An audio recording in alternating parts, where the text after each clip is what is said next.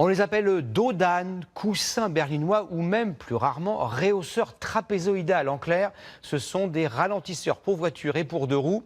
Ce que l'on sait peu, c'est qu'ils répondent à des normes très strictes. Dans le Var, au moins 60% de ces ralentisseurs ne sont pas conformes. Reportage Anouchka Fliller et Dominique Guido. Le bas de caisse qui frôle le bitume, les secousses si l'on dépasse 20 km/h. Les ralentisseurs obligent les automobilistes à ralentir. Ah ben oui, hein. Sinon on vole. Il y en a beaucoup trop. C'est fait pour bousiller les voitures. Selon la loi, les ralentisseurs ne doivent pas mesurer plus de 10 cm de haut, pas plus de 4 mètres de long. La pente doit être comprise entre 7 et 10%. Un tiers des ralentisseurs n'auraient pas la taille réglementaire. Leur implantation pose problème également.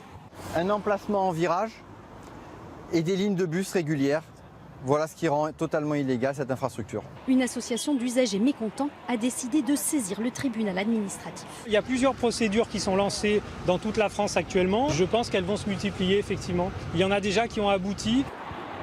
Inquiétant pour les collectivités locales, le département du Var a décidé de rentrer dans les clous. 14 cm. Depuis des semaines, des agents recensent et mesurent les 668 ralentisseurs dont le département est responsable. Plus de la moitié ne seraient pas tout à fait aux normes, comme celui-ci. Pour faire profiter les cyclistes de l'effet ralentissement, on a un peu trop collé le ralentisseur au niveau du rond-point. Il va falloir raccourcir un petit peu le dispositif. Le département se donne 1 an pour estimer la facture avant de commencer les travaux. Changer un panneau comme celui-ci coûte une trentaine d'euros.